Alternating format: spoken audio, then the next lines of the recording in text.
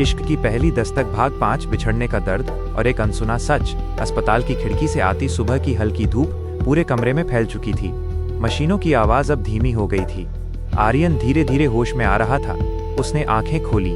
सबसे पहले उसकी नज़र अपनी माँ पर पड़ी, जो पूरी रात उसके सिरहाने बैठी भगवान से उसकी सलामती की दुआ करती रही थी। माँ ने उसकी आंखें खुली देखी तो खुशी से रो पड़ी। मेरा बेटा, भगवान का लाख लाख शुक्र है।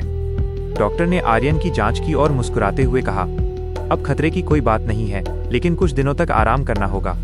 आर्यन ने धीरे से पूछा, अनाया कहाँ है? कमरे में अचानक सन्नाटा छा गया। किसी के पास कोई जवाब नहीं था। तभी उसके पिता ने मेज पर रखा एक लिफाफा उसकी ओर बढ़ा दिया। ये कोई लड़की छोड़कर गई थी। आर्यन के हाथ कांपने लगे। उसने लिफाफा खोला। जैसे जैसे वो चिट्ठी पढ़ता गया, उसकी आंखों से आंसू बहने लगे। मुझे भूल जाना, बस यही शब्द उसके दिल में तीर की तरह उतर गए। उसने कई बार अनाया को फोन किया, हर बार फोन बंद मिला।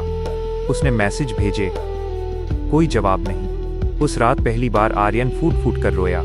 जिस लड़की ने उससे हमेशा साथ निभाने का वादा किया था, वही बिना वजह उसे छोड़कर चली गई थी। लेकिन उसके दिल के किसी कोने में अब भी यकीन था, अनाया ऐसा कभी नहीं कर सकती। इसके पीछे जरूर कोई मजबूरी है। कुछ दिन बाद आर्यन अस्पताल से घर लौट आया।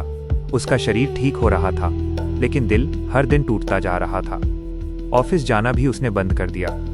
हर सुबह वो मोबाइल में अनाया की तस्वीर देखता और सोचता, आखिर मेरी गलती क्या थी? उधर अनाया शहर छोड़ चुकी थी। वो अपनी मौसी के घर एक दूसरे शहर में रह रही थी। उसने अपनी नौकरी छोड़ दी थी, फोन नंबर बदल दिया था, सोशल मीडिया के सारे अकाउंट बंद कर दिए थे। वो हर दिन रोती, लेकिन आर्यन से दूर रहना ही उसे उसकी सुरक्षा का रास्ता लग रहा था। एक रात वो कमरे में बैठी आर्यन की तस्वीर देख रही थी। तभी उसका फोन बजा। फिर वही अनजान नंबर। उसने कांपते हाथों से कॉल उठाई। दूसरी तरफ वही भारी आवाज थी, अच्छा किया। उससे दूर चली गई। याद रखना, अगर वापस उसकी जिंदगी में आई तो इस बार हादसा नहीं होगा, सीधा जनाजा उठेगा। फोन कट गया। अनाया जोर जोर से रोने लगी। उसे समझ नहीं आ रहा था कि आखिर कोई उसकी मोहब्बत का दुश्मन क्यों बन गया है। उधर आर्यन को एक बात बार बार परेशान कर रही थी। उस रात हमला करने वालों ने सिर्फ उसे डराया था, लूटा नहीं था। तो फिर उनका मकसद क्या था? उसने फैसला किया कि वो सच जानकर रहेगा। वो चुपचाप उसी सड़क पर पहुंचा जहां उस पर हमला हुआ था। वहां एक छोटी सी चाय की दुकान थी। दुकानदार ने उसे पहचान लिया। वो बोला, बेटा, उस रात मैंने सब देखा था।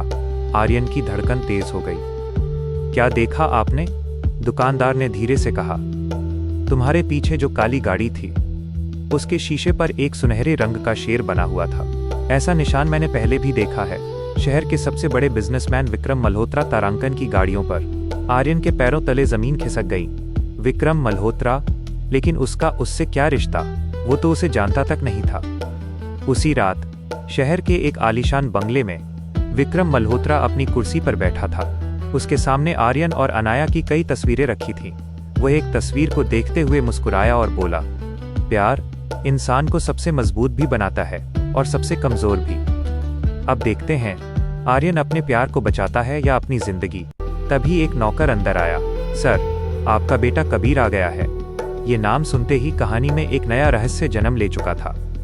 कबीर, लेकिन अनाया तो कह चुकी थी कि तारांकन उन तकबीर की 3 साल पहले मौत हो चुकी है। तो फिर ये कबीर कौन है? क्या अनाया ने कोई सच छिपाया है, या कहानी में कोई ऐसा राज है जो अभी तक किसी को पता नहीं? भाग -6 में पहली बार विक्रम मल्होत्रा और अनाया के बीच का रिश्ता सामने आएगा। कबीर की सच्चाई से आर्यन का दिल दहल जाएगा और कहानी ऐसा मोड़ लेगी जिसकी किसी ने कल्पना भी नहीं की होगी।